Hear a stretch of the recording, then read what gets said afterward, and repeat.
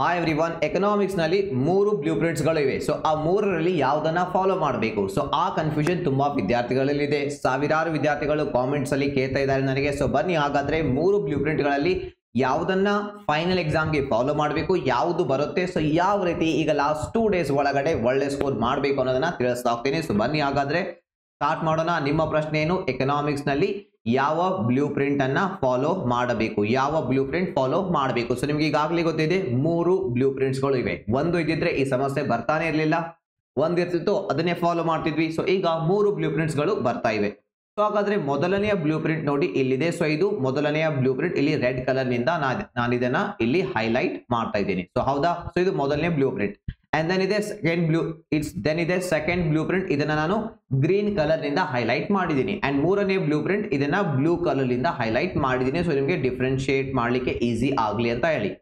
So ಹಾಗಾದ್ರೆ ಮೊದಲನೇ blue print ನಲ್ಲಿ ನೋಡಿ, ಇಲ್ಲಿ ನೀವು ಕ್ವಶನ್ಸ್ ಗಳನ್ನ ನೋಡ್ತಾ ಹೋದ್ರೆ ಇಲ್ಲಿ ಬೇರೆ ಬೇರೆ ಕ್ವಶನ್ಸ್ ಇವೆ. ಸೊ ಅದನ್ನ ತಂದು ಇದಕ್ಕೆ ಕಂಪೇರ್ ಮಾಡಿದ್ರೆ ಇಲ್ಲಿ ಸ್ವಲ್ಪ ಬದಲಾವಣೆಗಳು ಇವೆ. ಅಂದ್ರೆ ಎರಡನೇ ಚಾಪ್ಟರ್ ನಲ್ಲಿ ಕೆಲವೊಂದು ಪ್ರಶ್ನೆಗಳಿಂದ 4 ಅಂಕದ ಪ್ರಶ್ನೆ ಕೇಳ್ತಾ ಇದ್ರೆ, ಇನ್ನೊಂದು ಬ್ಲೂ ಪ್ರಿಂಟ್ ನೋಡಿದ್ರೆ ಅದರಲ್ಲಿ 6 ಅಂಕದ ಪ್ರಶ್ನೆ ಅಂತ ಕೊಟ್ಟಿದ್ದಾರೆ.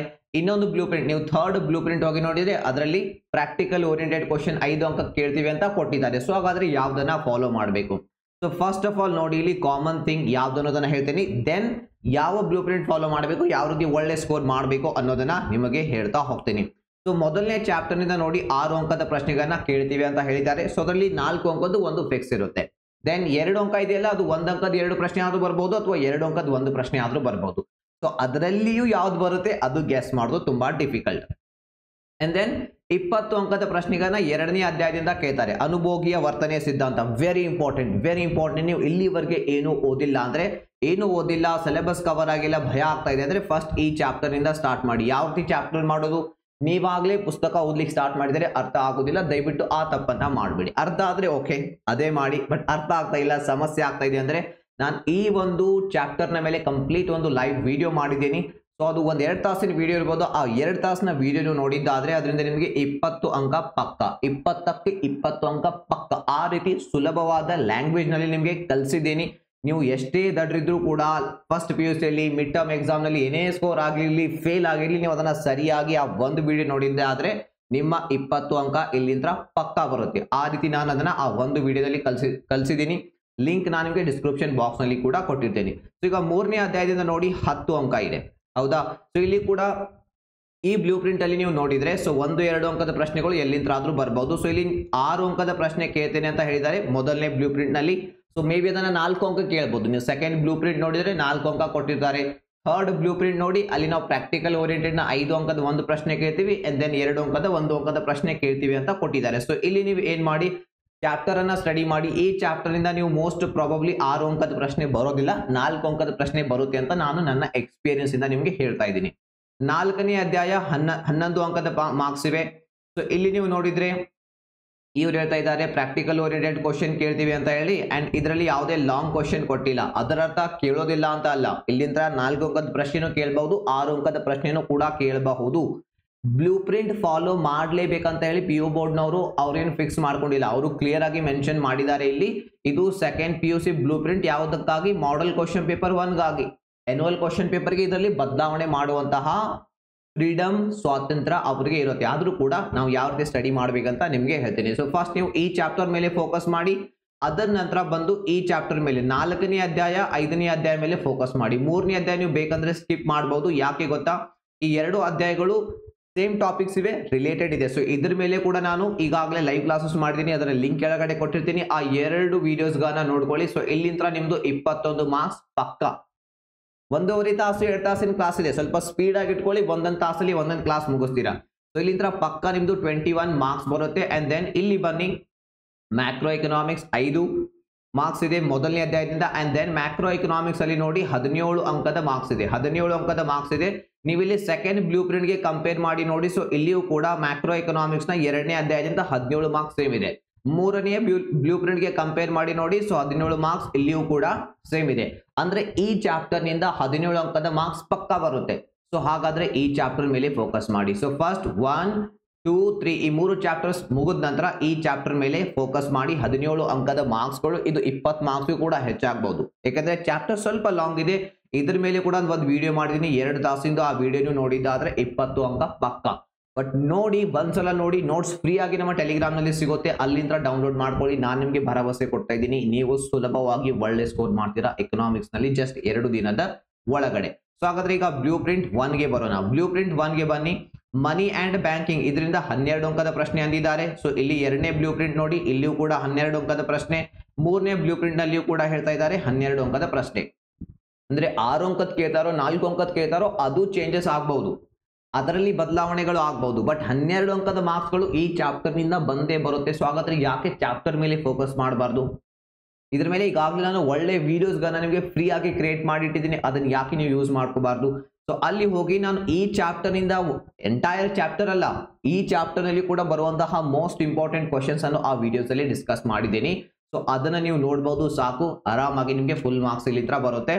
ನೆನ್ಪಿಟ್ಕೊಳ್ಳಿ, ಕೇವಲ ಕ್ವಶನ್ಸ್ ಗೊತ್ತಾಗ್ಬಿಟ್ರೆ ನಿಮ್ಗೇನೋ ಮಾರ್ಕ್ಸ್ ಸಿಕ್ಬಿಡೋದಿಲ್ಲ. ನಾನು ತುಂಬಾ ಜನ ವಿದ್ಯಾರ್ಥಿಗಳದ್ದು ಈಗ ಒಂದು ಗ್ರೂಪ್ ಕ್ರಿಯೇಟ್ ಮಾಡಿ ಆನ್ಸರ್ ರೈಟಿಂಗ್ ಪ್ರಾಕ್ಟೀಸ್ ಮಾಡಿಸ್ತಾ ಇದ್ದೆ. ಸೊ ಯಾವುದೇ ವಿದ್ಯಾರ್ಥಿಗಳು ಕೂಡ 4 ಅಂಕದ ಪ್ರಶ್ನೆಗೆ 4 ಅಂಕ ಸಿಗೋ ಹಾಗೆ, 6 ಅಂಕದ ಪ್ರಶ್ನೆಗೆ 6 ಅಂಕ ಸಿಗೋ ಹಾಗೆ ಬರೀಲಿಕ್ಕೆ ಬರ್ತಾ ಇಲ್ಲ, ಏನೇನೋ ಬರೀತಾ ಇದ್ದಾರೆ. ಆ ರೀತಿ ಬರೆದ್ರೆ ಮಾರ್ಕ್ಸ್ ಸಿಗೋದಿಲ್ಲ.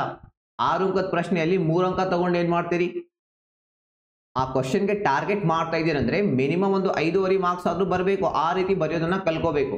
ಸೊ ಅದು ಯಾವಾಗ ಸಾಧ್ಯ? ಟಾಪಿಕ್ ಅನ್ನ ಅರ್ಥ ಮಾಡಿಕೊಂಡಾಗ ಮಾತ್ರ ಅದು ಸಾಧ್ಯ ಆಗುತ್ತೆ. ಸೊ ಹಾಗಾಗಿ ಇಂಪಾರ್ಟೆಂಟ್ ಏನು, ಕೇವಲ ಪ್ರಶ್ನೆ ಗೊತ್ತಾದ್ರೆ ನಡೆಯೋದಿಲ್ಲ, ಅದಕ್ಕೆ ಉತ್ತರ ಬರೆಯುವಷ್ಟು ಸಾಮರ್ಥ್ಯ ಕೂಡ ಬೆಳೆಸ್ಕೊಳ್ಬೇಕಾಗುತ್ತೆ. ಅದು ಸಾಧ್ಯ ಇದೆ, ನೀವು ಕ್ಲಾಸಸ್ ನೋಡಿ ಅರ್ಥ ಮಾಡ್ಕೊಂಡ್ರೆ. ಸ್ವಲ್ಪ ಟೈಮ್ ಕೊಡಿ. ಶಾರ್ಟ್ ಕಟ್ಸ್, ತುಂಬಾ ಶಾರ್ಟ್ ಕಟ್ಸ್ ಹುಡುಕ್ಲಿಕ್ಕೆ ಹೋಗ್ಬೇಡಿ. ಅದರಿಂದ ಲೈಫ್ ನಲ್ಲಿ ನಿಮ್ಗೇನೆ ಏನಾಗುತ್ತೆ? ನಷ್ಟ ಆಗುತ್ತೆ ಲೈಫ್ ನಲ್ಲಿ, ಫ್ಯೂಚರ್ ನಲ್ಲಿ. ಅದು ಬೇಡ. ಇದು ಪಕ್ಕ ಅಲ್ಲ, ಮನಿ ಅಂಡ್ ಬ್ಯಾಂಕಿಂಗ್ ನಿಂದ 12 ಮಾರ್ಕ್ಸ್ ನ ಕ್ವಶನ್ಸ್ ಬರುತ್ತೆ. ಸೊ ಆ ಒಂದು ವಿಡಿಯೋ ನೋಡ್ಕೊಳ್ಳಿ, ಅಲ್ಲಿ ನಿಮ್ಗೆ ಇಂಪಾರ್ಟೆಂಟ್ ಕ್ವಶನ್ಸ್ ನಾನು ಸೆಲೆಕ್ಟ್ ಮಾಡಿ ಕಲಿಸಿದ್ದೀನಿ. ಅದು 1 ಮಾರ್ಕ್ಸ್ ಕೇಳಿ, ಅವರು 2 ಮಾರ್ಕ್ಸ್ ಕೇಳಿ, 6 ಅಂಕದ ಕೇಳಿ, ಸೊ ಅಲ್ಲಿಂದಾನೇ ಕ್ವಶನ್ಸ್ ಬರುತ್ತೆ. ಅದರ ಭರವಸೆ ನಾನು ನಿಮ್ಗೆ ಕೊಡಬಹುದು.